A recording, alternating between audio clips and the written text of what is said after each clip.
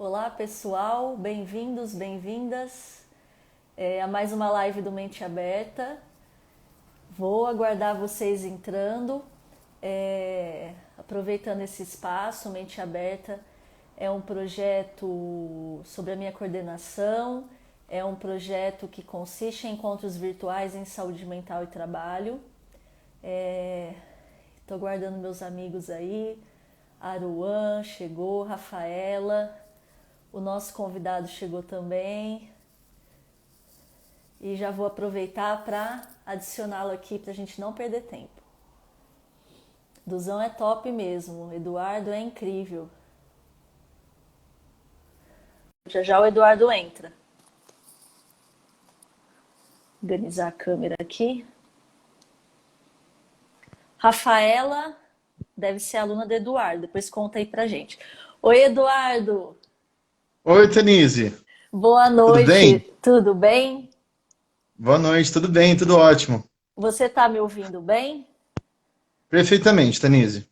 Ah, perfeito. Eduardo, vou aproveitar primeiro, né, agradecer você que é um amigo e claro, uma pessoa que profissionalmente eu admiro muito, como você já sabe. Então, é uma honra ter você aqui. Seja bem-vindo e desde já eu agradeço a sua disponibilidade, né, dispor do seu tempo para poder estar aqui. Eu que agradeço, Denise. Uma honra para mim poder participar do Mente Aberta. É um canal que eu venho acompanhando desde o início. As provocações, as reflexões que você traz aqui para o canal, muito proveitosas nesse contexto de pandemia, né? E eu espero contribuir também com o olhar geográfico, né, sobre as doenças, como é que elas se propagam, o olhar da geografia, né, sobre esse Perfeito. cenário que atravessamos. Bom, Eduardo, eu vou só para começar a fazer aqui umas questões prévias antes da gente começar para valer, né? Primeiro agradecer a presença de todos. O João aqui mandou boa noite. Cuidado é fundamental. As minhas queridas colegas do projeto, que eu sou apaixonada pelo canal delas, maravilhoso. A Thalita está presente, que também é geógrafa, também é professora. E fiquem muito à Matheus, vontade. Matheus, conhece, Eduardo? Quem que é um Matheus? amigo muito querido, Muito muito bom. Muito legal, bem-vindo. historiador. Maravilha, bem-vindo, Matheus, à live do Mente Aberta. Adriel Genaro, grande Eduardo, escreveu aqui. Eduardo, você consegue ver os comentários também, né? Por aí. Consigo, Não, consigo perfeito. sim. Perfeito. O Tom entrou, nosso amigão. Tom, grande Tom, Tom, parceiro. historiador, professor, mestre. Edna, minha querida aluna, está aqui também, estudante de enfermagem. É muito bom ter você aqui. Letícia, acho que Leti deve ser Letícia, imagino. Enfim, é um prazer ter vocês aqui e, por favor, fiquem muito à vontade. Eu peço, na verdade, eu e o Eduardo pedimos que vocês façam comentários e perguntas que nós vamos deixar uns minutos finais para isso, tá bom? Bom, Maravilha. queria só aproveitar, porque tem que fazer uma propagandinha aí do canal, né? Do meu canal, para ver, né? Quero mais pessoas participando juntos aí, participando juntas. Gostaria de dizer para vocês seguirem o Mente Aberta no Instagram, no Facebook e seguir a página no YouTube, tá bom? Porque essa live que está sendo feita hoje será transmitida no YouTube também. Depois, quem não pôde assistir hoje, pode assistir em outro momento, tá? Bom, o tema de hoje é Geografia da Saúde, a origem e a expansão das pandemias a partir de análises socioespaciais, com a presença do Eduardo de Oliveira Alves, que é professor de Geografia e especialista em História, Cultura e Sociedade. E daí, para começar, e Eduardo, por favor, se você quiser complementar aí a sua formação, depois você pode falar, tá bom? A gente Maravilha. traz mais um resumo, né, da formação da pessoa, mas a gente sabe que é uma trajetória aí muito densa. Bom, eu queria primeiro dizer que eu, Tanise, sou enfermeira, professora de enfermagem, e eu tenho um respeito imenso pelas ciências humanas. Muitas vezes a nossa área fica muito naquele mundo biológico, né, das ciências biológicas. E o Eduardo está aqui porque, primeiro, eu reconheço a grandeza da área da geografia. Em outros termos, eu pago o pau para essa área. Eu acho que vocês contribuem demais e defendo as ciências humanas como deviam ser protagonistas em termos de conhecimento. Então, e aí, uma vez, numa conversa com o Eduardo, informal, ele falou geografia da saúde e aquilo eu quase caí da cadeira, porque eu falei, caramba, eu tenho mais de 10 anos de formada e eu simplesmente nunca ouvi falar do termo geografia da saúde. E eu falei, Eduardo, por favor, nos dá essa honra de falar um pouquinho sobre esse assunto, né? Articulando com a pandemia. Deixa eu parar de falar. Eduardo, vou te dar a palavra, fique à vontade. E aí, para dar o start, eu vou lançar uma pergunta assim, uma pergunta, mas na verdade assim, um start, um tema inicial para você desenvolver a conversa da forma mais livre, hoje a gente quer te ouvir. Então é o seguinte, a geografia, né? A Tanise aqui falando numa posição de senso comum, que eu imagino que talvez isso até, gente, deve até irritar os geógrafos com toda a razão, porque nós temos uma visão muito limitada da geografia, sobretudo quem é da área da saúde, infelizmente. Então eu já quero que essa live provoque em vocês uma mudança, né? Assim como está acontecendo comigo. A geografia, a gente tem uma visão estereotipada dela. Quando eu lembro da geografia, eu lembro dos mapas, da cartografia. Até o Eduardo comentou comigo, a gente associa uma memorização, eu memoro as cidades, as capitais, como se esse campo, essa área se reduzisse a isso, essa ciência se reduzisse a isso. Então, eu gostaria de saber, Eduardo, como a geografia pode contribuir para a compreensão da pandemia ou das pandemias ou da saúde como um todo. Eu acho que esse é o centro da sua discussão, mas é a pergunta que instiga aqui a enfermeira também de uma certa forma. E aí te dou a palavra, por favor, o espaço aqui é seu. Mais uma vez, obrigado, Tanise, por essa oportunidade de participar aqui contigo, né? Eu tenho acompanhado os comentários, as lives que têm acontecido aqui, muitas delas realizadas por pessoas que eu conheço, que também têm uma grande admiração. Já elogio essa iniciativa de trazer à tona os dramas vivenciados aí pelos profissionais de diferentes áreas, da música, o pessoal que está na frente aí do combate à pandemia. Isso é muito salutar, muito importante, né? Espero que a visão geográfica contribua também para alargar um pouco mais essa visão sobre a pandemia. Sou professor assim há 14 anos, estou em sala de aula desde 2007, trabalho com ensino fundamental, 6º e 7º ano, já trabalhei na rede pública, escola estadual, escola municipal, mas a maior parte do tempo eu me dedico ao ensino privado, né? Com muito orgulho e também tenho assim, uma paixão muito grande pela arte, né, pelos desenhos. Sempre procuro atrelar esse talento com a explanação, com o ensino da geografia. E mais uma vez agradeço aí por essa oportunidade, né, para compartilhar um pouco com vocês sobre essas abordagens, os conceitos próprios da geografia para compreender a pandemia. Então, a primeira coisa que eu gostaria assim, de esclarecer, antes de falar da geografia da saúde, é falar a respeito disso que você tocou inicialmente. Essa visão que nós temos da geografia como uma disciplina mnemônica, né, enciclopédica, baseada em decorar nome de países, nome de capitais, ou até mesmo bandeiras, né? Muitas vezes, o nome dos rios que compõem uma bacia hidrográfica, mas muitas vezes a gente não atrela com pensamento crítico, reflexivo a respeito da dinâmica que rege a nossa sociedade, sobretudo nesse contexto que estamos atravessando de pandemia. Então, o objetivo da geografia, o principal objeto de estudo, é o espaço geográfico.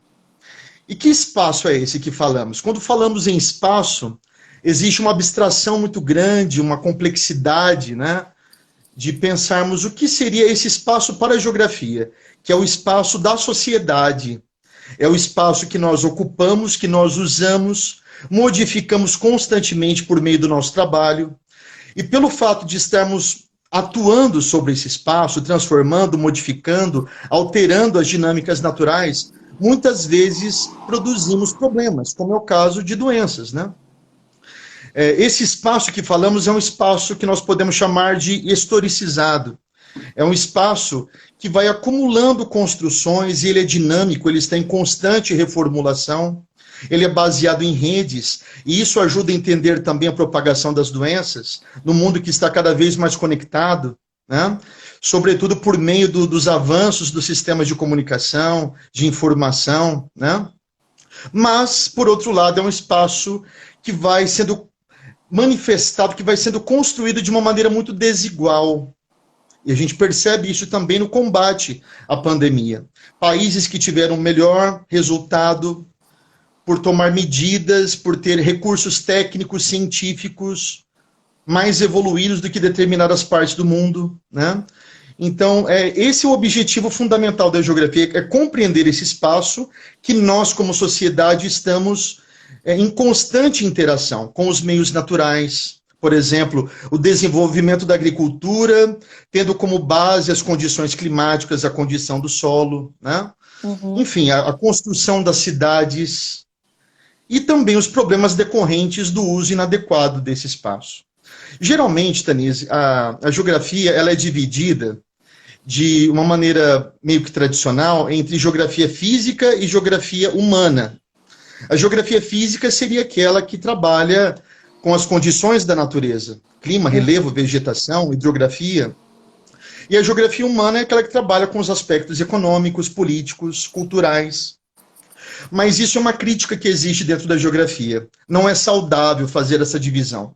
Porque para nós compreendermos toda a complexidade que se manifesta dentro do espaço, como, por exemplo, as doenças, é necessário considerar todas as variantes que compõem a superfície terrestre, por exemplo.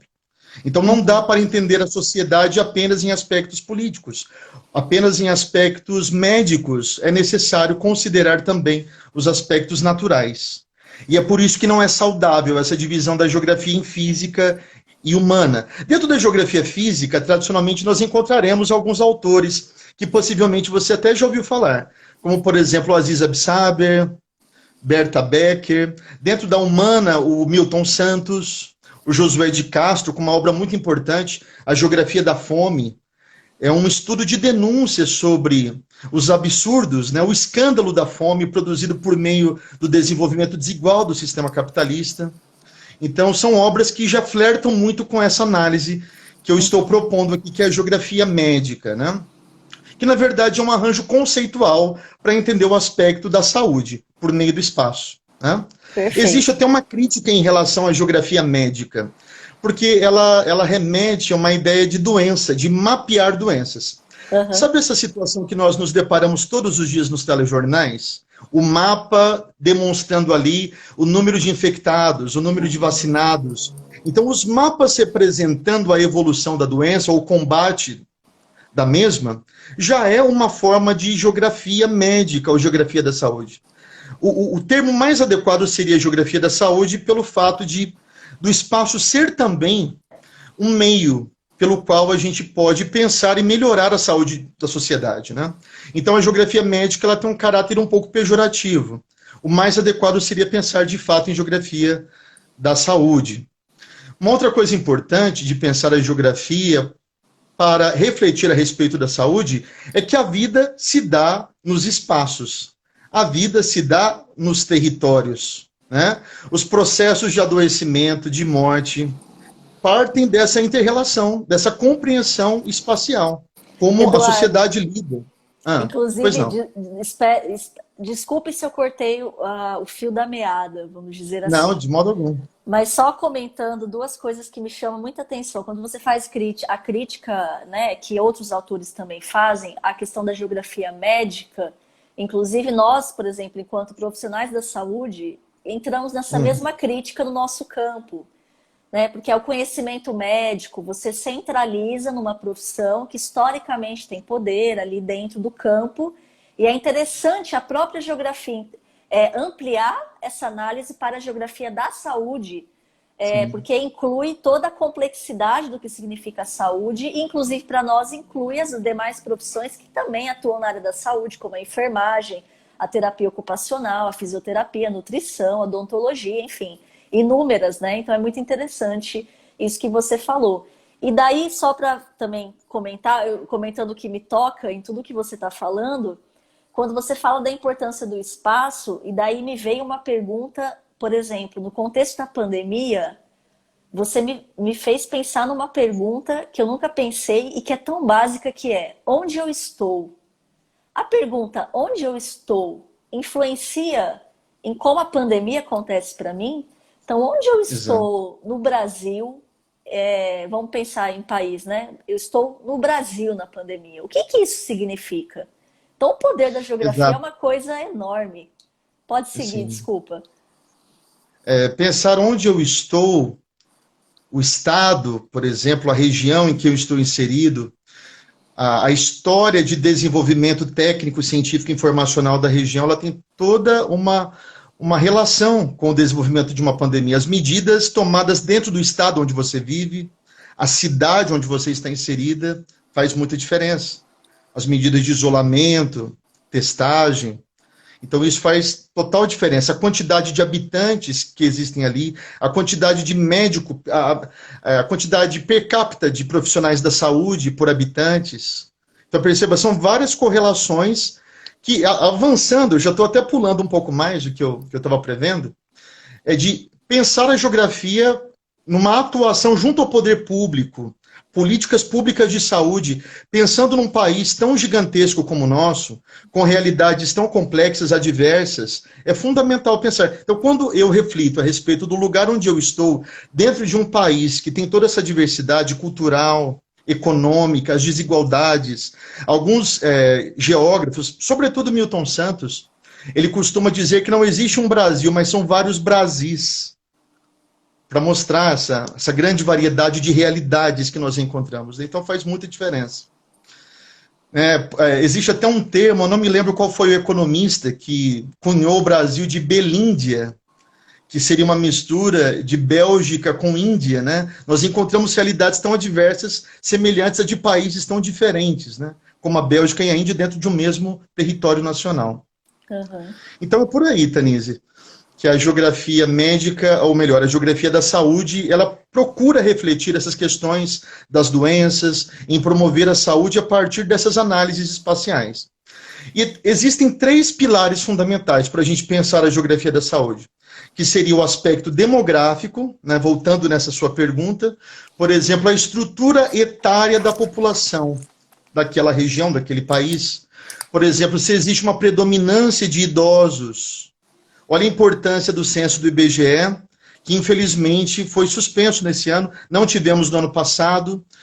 Talvez no próximo ano será realizado o censo demográfico do IBGE para fazer esse mapeamento também de possíveis doenças relacionadas à senilidade, como, por exemplo, o Alzheimer, como, por exemplo, a osteoporose, né, na população mais idosa. Então, tudo isso parte da análise da pirâmide demográfica. Ou se existe uma quantidade muito grande de crianças e infecções do tipo, doenças do tipo como cachumba, catapora. Então, perceba, a geografia ela também consegue mapear tendências de uma determinada doença a partir da estrutura etária. Ou mesmo aspectos ambientais, que é um outro ponto dessa análise. O primeiro é o demográfico, o outro é o ambiental. Alguns casos, populações que vivem em altas latitudes, ou seja, próximo dos polos, áreas bem frias do planeta. Existe uma dificuldade maior em sintetizar a vitamina D, logo você tem uma maior incidência de raquitismo em áreas de maior latitude, ou mesmo em áreas tropicais, com florestas tropicais, maior incidência da malária. Olha só como é que a geografia faz essas correlações climáticas, para entender a incidência de uma doença. Ou mesmo, o terceiro e último ponto, os aspectos culturais. Se aquela população é rural, ou se aquela população é urbana. Na população rural, a incidência maior são com doenças relacionadas a parasitas, como, por exemplo, Chagas, Uhum. que afetou a América Latina durante todo o século XX. não somente porque vivem no campo, viviam no campo, mas sobretudo pela precariedade da vida do homem no campo, vivendo em casa de pau a pique, onde esses insetos conseguiam se alojar mais facilmente nas frestas ali daquelas habitações. Então, perceba, é um aspecto cultural relacionado com o tipo de doença. Ou Perfeito. mesmo o viver dentro da cidade, como, por exemplo, o sedentarismo, ou doenças que são transmitidas por via aérea, como é o caso do Covid. E a gente vai perceber daqui a pouquinho que a população humana ela tem sido majoritariamente urbana nas últimas décadas. E isso ajuda a entender também a propagação de pandemias como a Covid, que nós temos assistido. Perfeito, bravo. Inclusive, quando você vai trazendo essas questões, Eduardo, eu falo isso, estou falando do lugar de uma profissional de saúde. E daí eu quero provocar os profissionais de saúde e os alunos que me ouvem. Nós ainda temos uma visão predominantemente biologicista dos corpos. São corpos com doenças, com diagnósticos, os órgãos estão afetados e perguntas básicas que deveriam ser feitas, e na nossa formação elas aparecem, mas elas às vezes só passam. E daí quando elas passam, elas vão ficando para trás e a gente esquece de perguntar, olha, Dona Maria que chega nessa internação, que lugar ela ocupa? Da onde ela vem? Onde ela vem? Qual é a história? Qual é a cultura? Quais são as condições? E se eu dou uma alta a um paciente, para onde ele vai? Onde ele estará? Então, assim, a Exato. importância da geografia é imensa. Você vai falando e muito dos conhecimentos que nós já usufruímos vieram da contribuição da geografia. Então, é fantástico. E nas conversas, eu converso muito com o Tom, não, sobre vários temas, assim. E uma vez a gente estava conversando sobre a revolta da vacina no início do século, como foi desconsiderado os aspectos culturais da época, né? Por exemplo, de mostrar o braço. É claro, né, que não é adequado isso. A ciência ela vai desenvolvendo, ela vai promovendo recursos para que nós possamos combater as doenças, mas muitas vezes é necessário também compreender, né, a mentalidade daquela população, os preconceitos, os medos, né? Então, isso faz parte da análise antropológica. Então, não basta promover campanhas de vacinação. É necessário entender, por exemplo, se aquele grupo está estruturado dentro de uma lógica tribal, se tem um poder maior de um xamã que autoriza ou não, né, ingerir determinadas substâncias. Então, tudo isso acaba passando dentro de uma análise mais sociológica, antropológica e, por que não, geográfica, né? Perfeito. Mais um detalhe que eu queria trazer, Tanise, olhando para essa nossa análise da influência do meio natural, do meio geográfico, o papel da geografia da saúde na atuação junto ao poder público, sobretudo com análises juntamente com o SUS, da desigualdade demográfica entre os municípios, os níveis de arrecadação, de repasses para a saúde, o processo de descentralização dos conselhos de saúde numa esfera municipal, estadual, federal. Muitas vezes, os recursos não chegam até uma população quando o município é muito pequeno. Então, daí a importância também dos censos demográficos, de um geógrafo também ouvindo o profissional da saúde. Né? É importante essa dialética entre os profissionais, entre os métodos. Não é simplesmente o profissional da saúde ouvir os pareceres culturais, geográficos, naturais, mas o geógrafo também, fundamentalmente, precisa estar atento a essas demandas, a essa realidade dos profissionais de saúde. E o momento que nós estamos vivendo agora, Milton Santos, que é o geógrafo referenciado aqui nessa minha fala, ele diz que a humanidade ela foi dividida em 3 grandes momentos, que é chamado de meio natural, o meio que dependíamos fundamentalmente das condições da natureza. Por exemplo, as viagens de longa distância dependiam da força do vento. Depois avançamos para o meio técnico, a revolução industrial, os motores. Encurta-se as distâncias. E hoje nós já estamos inseridos, na verdade, no meio técnico, científico e informacional, onde as informações circulam numa velocidade muito grande e nós conseguimos um combate mais eficaz em relação às pandemias. Alguns dados interessantes. O isolamento do vírus durante a gripe espanhola demorou 15 anos para ser mapeado, né, o sequenciamento genético da gripe espanhola. SARS-CoV-2, em 2002, demorou 1 ano. E com a Covid-19, nós agora conseguimos mapear em pouco mais de 1 mês. Então, perceba que o contexto em que nós estamos vivendo é um contexto propício para o combate de pandemias. A divulgação de artigos científicos, muitas vezes, não são ainda validados por órgãos oficiais, mas mesmo assim já existe alguma prévia desses estudos disponibilizados, e isso é uma marca dos tempos em que estamos vivendo. Tivemos muitas conquistas tecnológicas, por exemplo, durante a gripe espanhola, ocorreu já a questão do isolamento desde a peste negra, né? Com a poliomielite, a implantação das UTIs, respiradores. Então, os avanços foram muitos, eles foram se acumulando no espaço, né? Então, é isso que fica muito evidente no nosso objeto de estudo, que é o espaço geográfico. Ele é uma acumulação de conhecimentos. Os testes levavam muitos anos. Hoje, a rápida divulgação das informações, que na verdade acaba sendo um problema, né? O excesso de informações hoje acabou se transformando em um problema. Coisas que no passado a falta das informações era, na verdade, o grande problema. Alguns dados interessantes: a vacina da poliomielite demorou 20 anos para ser concluída de fato com uma eficácia comprovada, com poucos efeitos colaterais. Então, perceba, nós estamos vivendo um momento oportuno para isso. Alguns dados significativos também desse contexto, algumas curiosidades, né? Uma viagem transoceânica levava meses.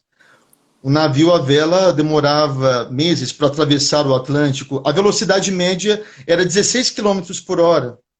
Com a Revolução Industrial, os navios a vapor atingiram 57 km por hora. Os jatos levando passageiros nos anos 50 já passaram a atingir 640 km por hora. E esse mesmo período que nós estamos falando, apesar de garantir avanços, um combate mais eficiente da doença, ele também provocou uma disseminação muito rápida. Porque uma pessoa que estava a bordo de uma embarcação trazendo malária, muitas vezes ela manifestava essa doença. Muitos deles eram lançados ao mar. Existem vários registros históricos sobre isso. Que a pessoa adoecia e, para não contaminar toda a tripulação, muitas vezes essas pessoas eram lançadas ao mar. E hoje em dia, uma pessoa infectada com a Covid, em poucas horas ela já está do outro lado do mundo. Só para você ter uma noção. Em 30 horas já é possível estar no Japão. Muitas vezes não é detectado o vírus com aquela pessoa, mas ela já teve contato com dezenas de outras pessoas. Então isso potencializou. Então qual que é a grande contradição do nosso tempo? Quando a gente pensa na Covid, comparando com as outras grandes pandemias. O momento é o mais oportuno para o combate, a partir da circulação das informações, das pesquisas, das divulgações, mas também é o mais oportuno para que essas doenças se propaguem numa velocidade muito rápida, né? Então, são duas forças ali em luta, né, Eduardo? A velocidade da propagação e a velocidade da tecnologia para combatê-la, e os dois ali em alta velocidade, né? Exatamente. Um outro dado, Tanise, que é preocupante nos nossos tempos, é o crescimento populacional.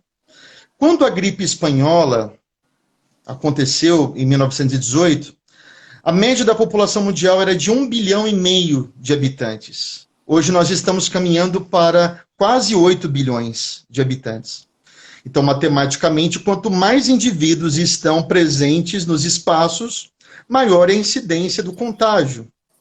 Então, um outro problema dos nossos tempos. O problema da urbanização.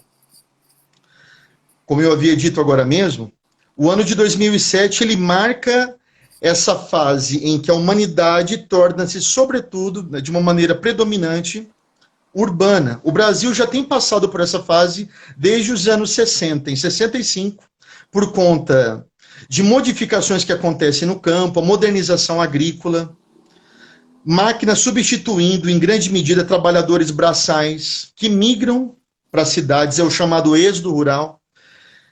torna a cidade um ambiente propício também para a proliferação de doenças.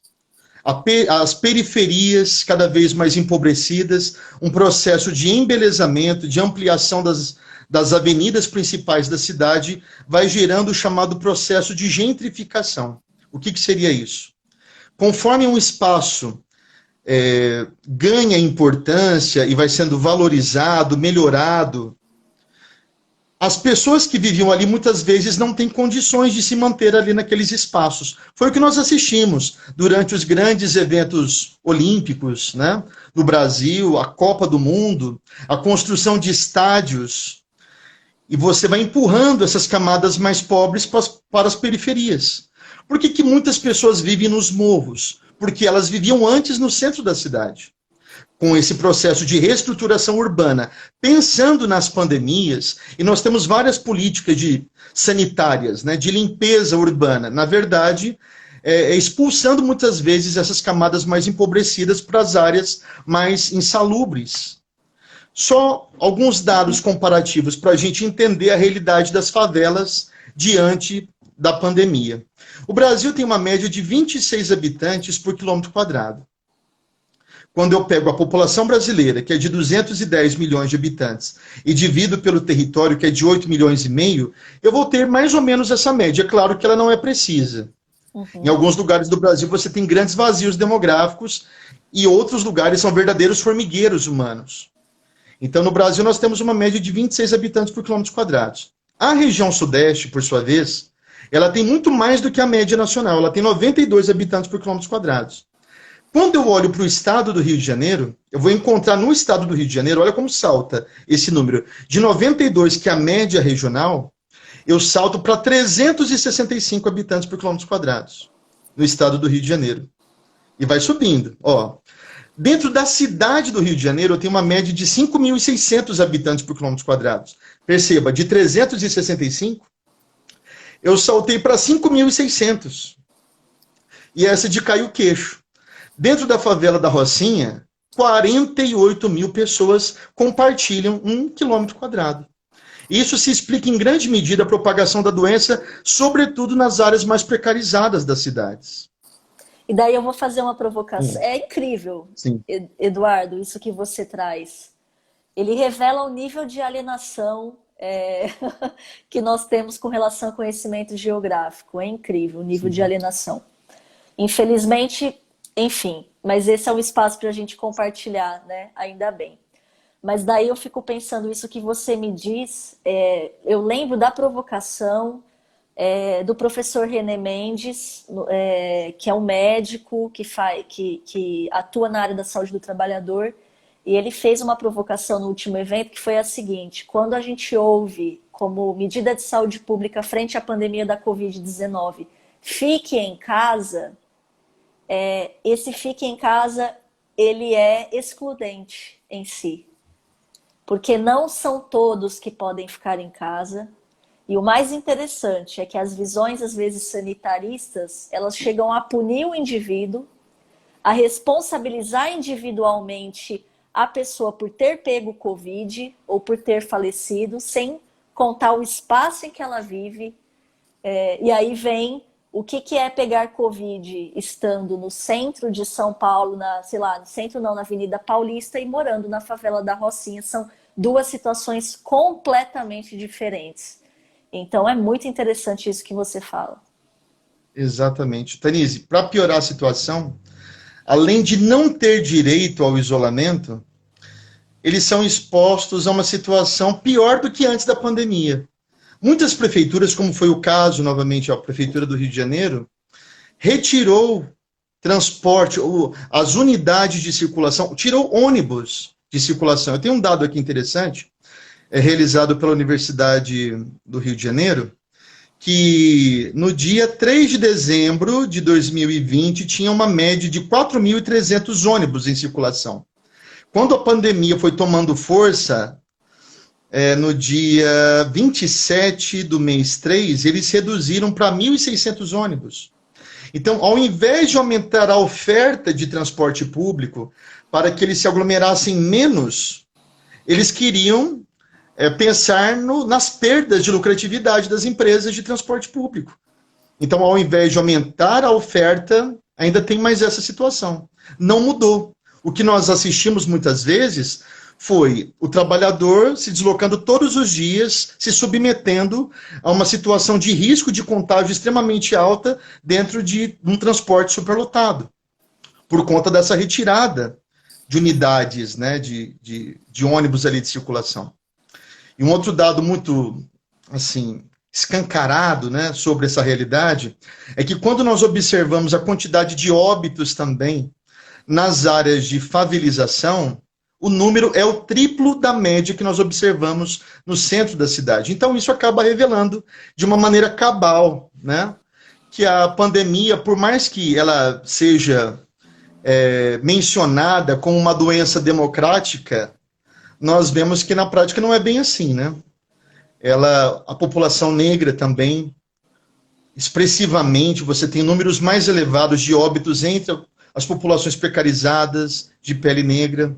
O mapa de São Paulo revela isso de uma maneira... É uma pena não poder mostrar os mapas, né? Porque eles são um discurso, assim, por meio das imagens. Assim. Inclusive, Eduardo, queria até sugerir depois, se você puder disponibilizar alguns mapas, nós podemos preparar umas postagens no Mente Aberta para fazer uma divulgação aí mais visual, concreta aí dessas questões que você está falando. Mas o que você está dizendo já é assim, é impressionante, pode ter certeza que nós já estamos impactados já, apesar de não estarmos vendo. Pois bem.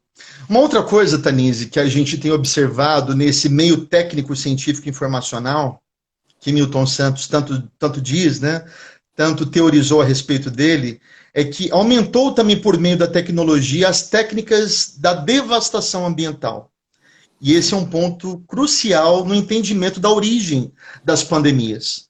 Se nós observarmos algumas delas, como por exemplo a gripe aviária H1N1, Ebola, nós perceberemos que existe uma relação estreita com a devastação de ecossistemas e a migração do vírus da fauna silvestre para os rebanhos, para alguns mosquitos, por exemplo, que transmitiram para os seres humanos. Só para você ter uma ideia. Muitos dados, né? A minha fala vai se baseando muito em dados, porque eu acho que eles também montam uma narrativa muito interessante sobre isso. De 1990 a 2016, nós perdemos no planeta Terra uma média de 130 milhões de hectares de florestas. Só para ilustrar, o que seria um hectare? Um hectare é mais ou menos o tamanho do Maracanã. A área verde do Maracanã, do gramado, corresponde aproximadamente a 10 mil metros quadrados, que é um hectare. Então nós perdemos de 1990 a 2016 cerca de 130 milhões, não é mil, 130 milhões de maracanãs no planeta. E isso ajuda a entender também. Então perceba, o castelo que nós estamos montando aqui para tentar entender as pandemias. O avanço dos meios de transporte acelerados. Circulação de pessoas numa escala planetária em tempo muito curto. Você tem o inchaço das cidades, um mundo cada vez mais populoso. A população mundial crescendo cada vez mais. Você tem o aumento da desigualdade. E você tem o avanço da devastação ambiental. Então, são ingredientes explosivos, assim, para a gente ficar alerta mesmo em relação a futuras pandemias. O que aconteceu agora já era sabido. Já existe um relatório que foi transmitido do governo Obama para o governo Trump sobre possível risco de pandemia. E é o que nós estamos assistindo em tempos atuais. Eu já vou caminhando praticamente assim para as reflexões, né, sobre esse cenário que eu venho expor aqui para vocês. Então, qual cidade queremos no futuro? Nós conseguimos perceber que em grandes metrópoles brasileiras o nível de poluição reduziu bastante pela retirada dos automóveis das ruas. Isso nos leva a pensar, como queremos a mobilidade urbana para as décadas futuras? Será que o automóvel será viável ao longo do século XXI? Existe uma urbanista fantástica chamada Raquel Ronick. E ela faz várias reflexões, ela escreveu vários artigos dentro desse contexto de pandemia, que ela vem chamando atenção exatamente para isso. O fortalecimento das economias das periferias. para evitar deslocamentos, né, sobretudo da classe trabalhadora mais precarizada, a dependência do ônibus. Então, a tendência é não fortalecer as economias do centro, dos centros mais desenvolvidos, né, mas desenvolver as economias das periferias, para que seja gerada renda, para que diminua os deslocamentos. Só para você ter uma outra ideia, Ribeirão Preto tem uma média de quase um carro por habitante.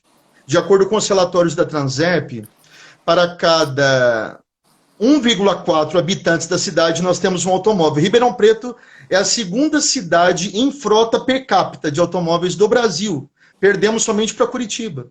Será que isso vai ser viável ao longo de todo o século XXI? Tendo em vista que até 2030 a expectativa é de cada 10 brasileiros, 9 viverão nas cidades. Será que a cidade vai suportar um número crescente de emissão de gases de efeito estufa? Né? A promoção de políticas habitacionais. Pois não, Tanise? Eduardo, isso que você está falando, caramba, assim, eu estou paralisada, imagino quem esteja ouvindo também.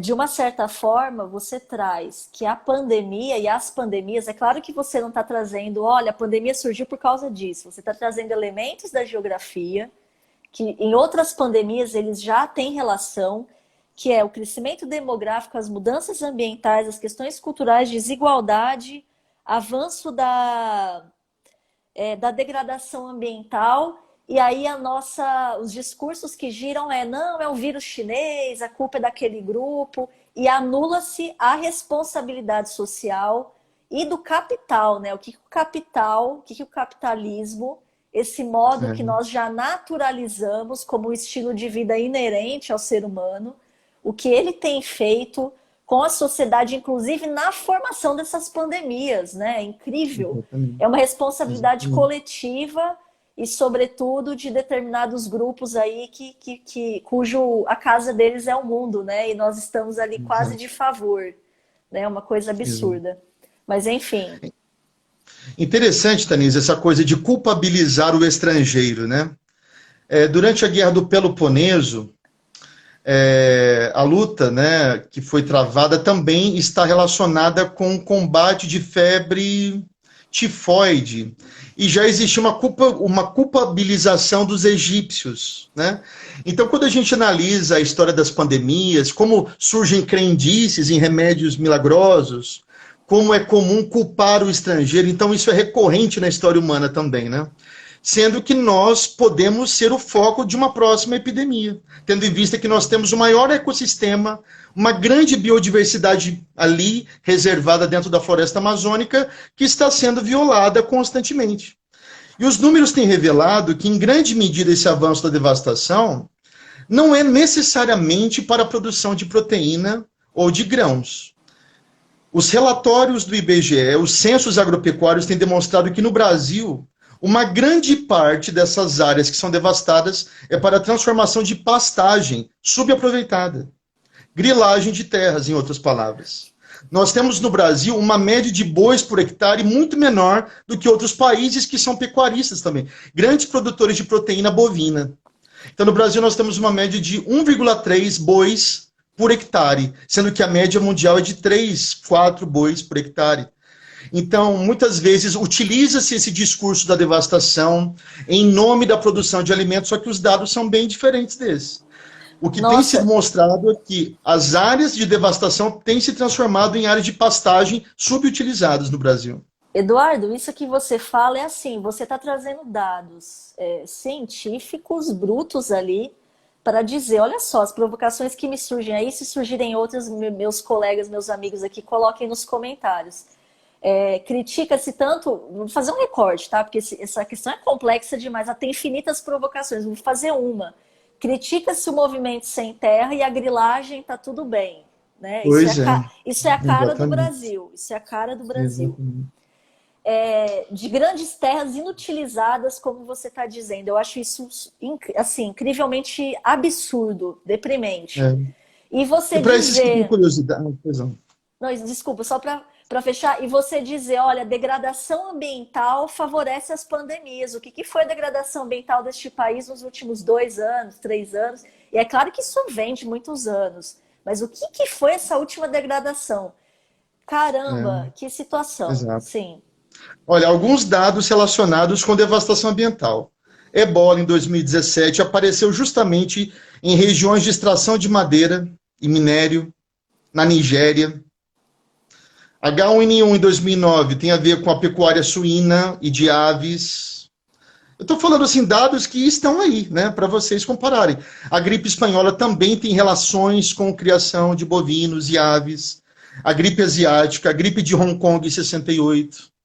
Então, nós devemos pensar bem antes, né, de mirar assim a culpabilização, por exemplo, para os chineses.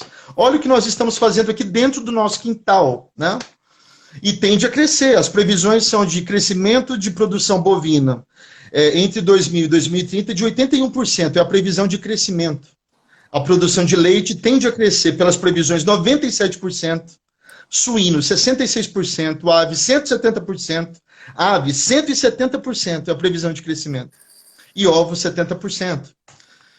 Né? É claro que eu não quero fazer aqui um movimento vegano, movimento do vegetarianismo, mas é interessante nós repensarmos em que medida precisamos comer o tanto de proteína animal que comemos todos os dias.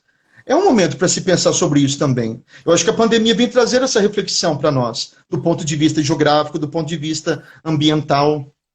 Tem um texto que eu extraí aqui do livro do Yuval Noah Harari, que ele é chocante, essas comparações. A fauna silvestre hoje, se ela fosse pesada, ela teria mais ou menos 100 milhões de toneladas, a fauna silvestre.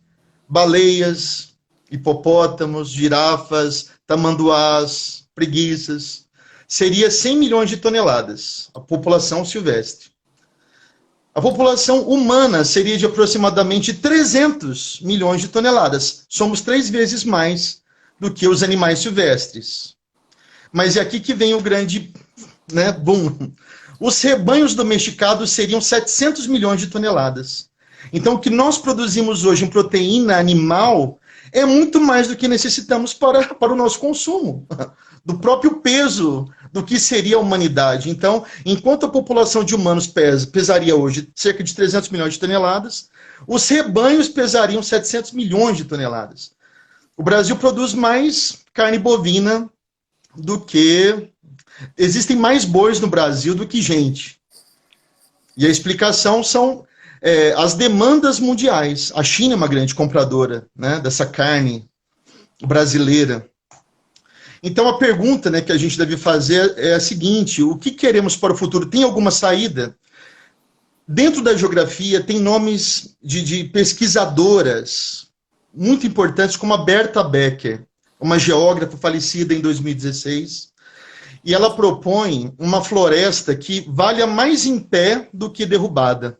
Ela fala da importância dos fármacos que existem dentro dessas florestas. É gerar economia sustentável sem derrubar nenhuma árvore, mas é explorando dali os princípios ativos para a produção de medicamentos. É o que mais precisamos.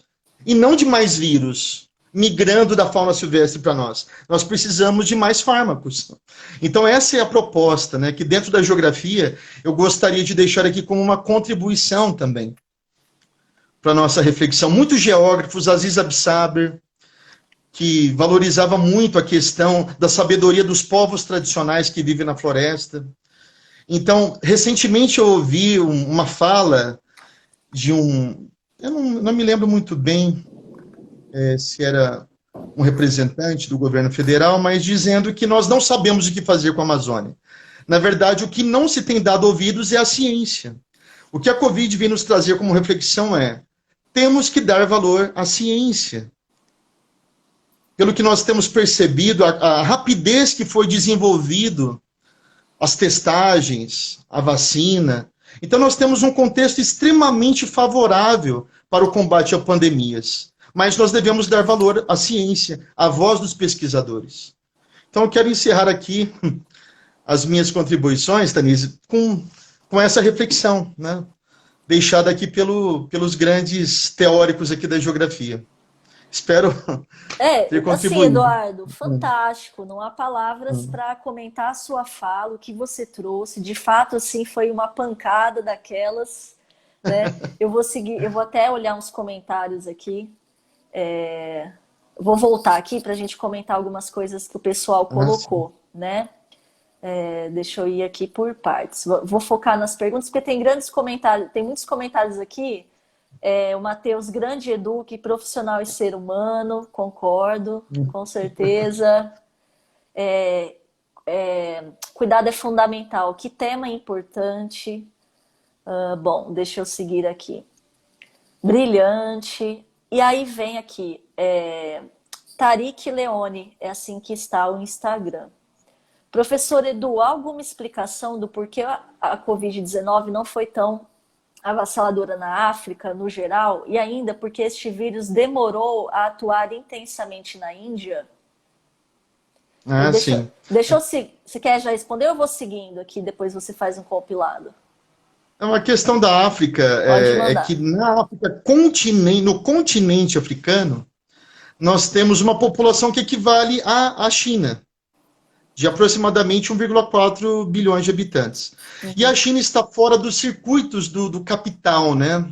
Os grandes voos internacionais, a dinâmica econômica africana é diferente, ainda apesar de sermos a periferia, né? Mas somos mais desenvolvidos do que o continente africano em muitos aspectos.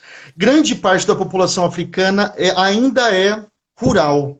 Eu tenho falado que a população mundial ela superou a quantidade de pessoas que vivem no campo, a população mundial, as que vivem na cidade, mas existem algumas assimetrias. Parece que todos os continentes se urbanizaram no mesmo ritmo, só que isso não é uma verdade.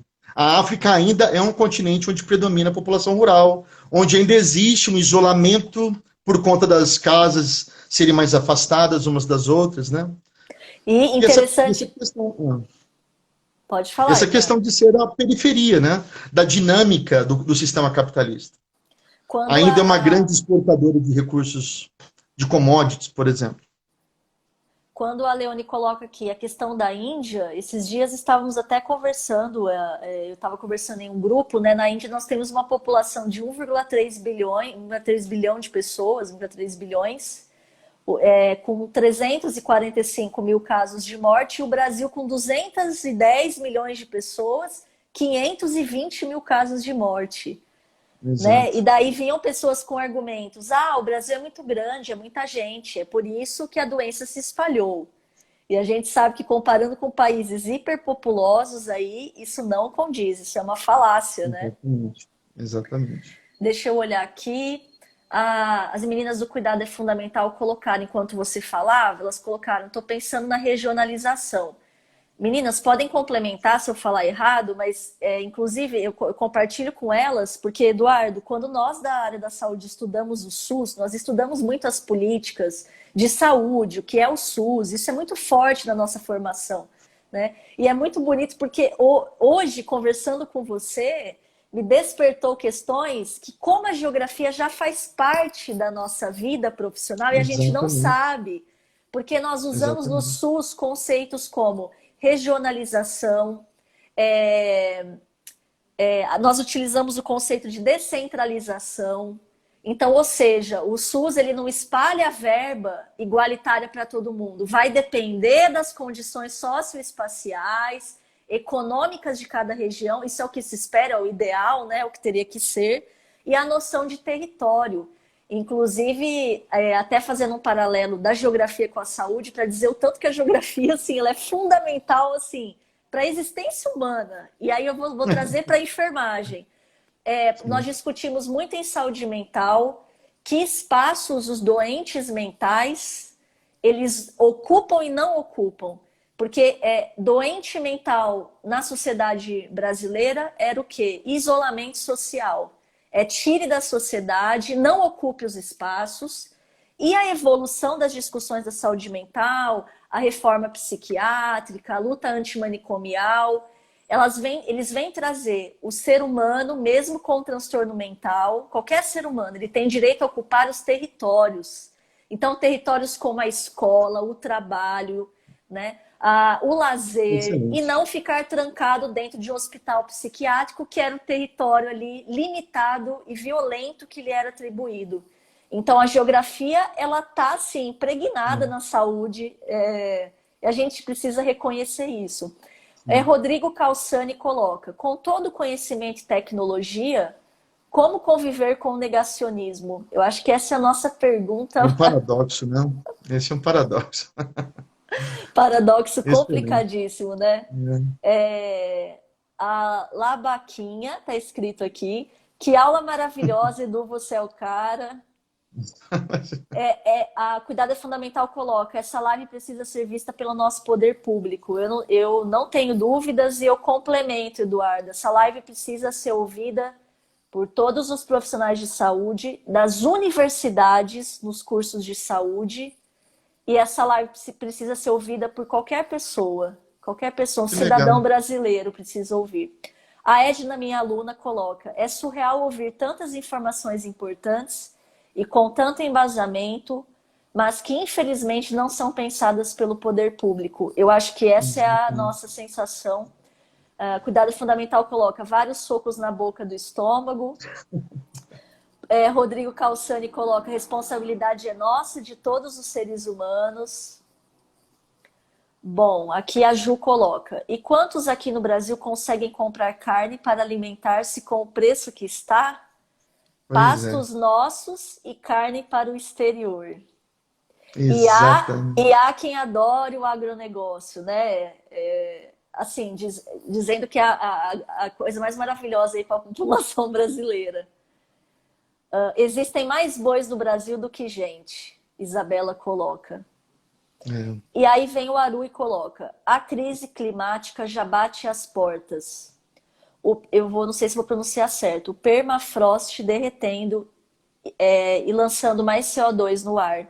O que é esse permafrost? Fiquei meio perdida aqui. Permafrost é um tipo de solo típico das áreas de alta latitude. São solos que ficam congelados durante a maior parte do tempo. O ciclo de vegetação que se desenvolve ali, que é a tundra, tem um ciclo muito curto de desenvolvimento, porque logo o gelo recobre toda a extensão daquele solo. E ali existe uma grande deposição de matéria orgânica, de gás metano, de gás carbônico, que está, por meio do derretimento dessas áreas que são permanentemente congeladas, a liberação de gases de efeito estufa, né? Então, você tem matéria orgânica armazenada ali há milhares de anos que está em contato agora com, liberando, né, substâncias para a atmosfera. E são gases de efeito estufa. Perfeito. Leone coloca, após toda a sua fala extraordinária, Du, me lembrou do tema do ORQ, da ORQ, muito recorrente. ORQ. O Tom colocou, a balança comercial entre redução da biodiversidade e avanço da população humana vai promover o surgimento de doenças que não seremos capazes de cuidar. Eu acho que esse é o medo, né? Medo Exato. absurdo que nós estamos vivendo. Eduardo, eu vou deixar você trazer algumas considerações finais para a gente encerrar, mas assim, Denise, eu tô mais uma vez eu assim, queria, anotei os... Pode falar. eu queria agradecer mais uma vez, Denise, aproveitando que o tempo está se esgotando, eu acho que só tem um minuto por essa oportunidade. Eu quero também agradecer, olha, aos meus ex-alunos, aos meus alunos, os meus amigos lá da escola, eles são extremamente parceiros. Olha, o trabalho que os professores assistentes fizeram nesse contexto de abertura de vacinação dos professores foi algo comovente. Então, eu gostaria de agradecer muito esses meus amigos de sempre, a Renatinha, não sei se ainda está aqui, não vi, o Tom, o Calçani, o Tarek, a Rafa e outros que eu não estou conseguindo visualizar aqui nesse momento. Então, é uma honra para mim, né, ter assim essa abertura e também contar com esse apoio, né, desse pessoal que não é simplesmente apoio de live, é apoio de todo dia, viu, Tanise? Eu tenho muitos amigos ali. Sou Eu muito grato a imagino, isso. eu imagino, inclusive, Eduardo, nós, eu, você, a Thalita, sua esposa, o João, meu esposo, o Eliton, Larissa, nosso grupo de amigos aí, Ah, sim, olha lá, a o quanto, Thalita. o quanto discutimos a questão da condição dos professores, né, neste país, E eu quero louvar esses professores, Macuta independente. ali. Ah, é? Pode ir Desculpa, eu falando. estou me empolgando Não, aqui. pode ir falando, é importante. É um louvor aqui aos professores deste país, porque, de fato, nós somos. Não tem como, nós Ah, somos uma transformação incrível. Fala, Eduardo, pode falar. não, desculpa, desculpa, Manda. Tênis. A Não, Lara manda. também. Não, eu só Aham. estou me empolgando aqui. Tá certo. E eu queria dizer também, primeiro agradecer, a Thalita tá lá, ó, eu tô aqui, a Thalita tá aqui, o Thalita, João também, o João o escreveu, João, o Joãozinho. O João tá aqui na sala ouvindo, aqui do lado. Ele escreveu aqui, ó, agro é peste, agro é tóxico, agro é luto. O João, ele sempre assertivo aqui, provocador. E eu quero terminar primeiro agradecendo você, Eduardo, imensamente. É uma honra ter um professor assim do seu nível, do seu conhecimento. E eu posso dizer com todas as forças, por mais geógrafos nesse país, pode fechar curso, pode tirar financiamento, pode falar o que for. A visão que vocês trazem de mundo é uma visão que descortina todas as alienações e desigualdades do qual temos sido submetidos. Vocês descortinam uma realidade e apontam caminhos aí de responsabilidade e transformação. Por mais geógrafos nesse país, eu repito. Claro que nós temos muitos nomes. O Eduardo citou a Berta Becker, já vou querer comprar um livro dela. E aqui o famoso Milton Santos, né? Que é um grande nome aí, um brasileiro, uma pessoa negra que, bom, não há, quem sou eu para falar de Milton Santos, né? Não, Milton Santos é no Brasil e Grande no mundo um grande geógrafo. Então, quem me ouve aí, pessoal, eu acho que imagino que todos quase saibam, mas para quem não sabe, Milton Santos, um dos maiores geógrafos desse mundo, brasileiro, né? Milton Santos já é falecido, mas deixou um legado absurdo. E ele traz outras pessoas junto aí, como o Eduardo, e por mais geógrafos, né, nesse país. Valeu, Eduardo. Vou encerrar Imagina, aqui, senão eu Thalita, vou o ficar prazer é todo bajulando meu. aí você, a sua área, até não poder mais. Muito obrigada. Se puder depois disponibilizar os mapas, já me comprometo aí algumas Ah, imagens ou sim, referências, né? Talvez referências de sites aí que é possível pode deixar. gratuitamente publicar as imagens. Daí Sim, eu faço aí um compilado e publico no Mente Aberta. maravilha. E só mais um detalhe, para montar aqui algumas argumentações, eu também contei com vários materiais que esses geógrafos renomados, né,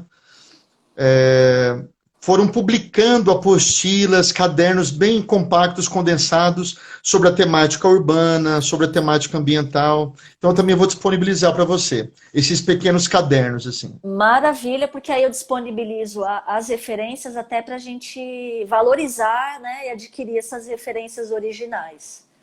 Maravilha. Tá certo, Eduardo. Grande abraço, muito obrigada. A live vai Eu que ser agradeço, publicada Tanise. no YouTube amanhã, no Instagram hoje, para vocês compartilharem no WhatsApp, por e-mail, né? A live vai ficar num link do YouTube, fácil de ser compartilhado. Mas é isso, abraço, valeu Maravilha. pela presença de todos e tamo junto, Eduardo. Obrigado, Aí viu, na nossa Tanise? luta docente nesse país. Maravilha. Abraço, até Um abraço, mais. Tanise. Mais uma vez, obrigado. Até mais. Obrigado a todos.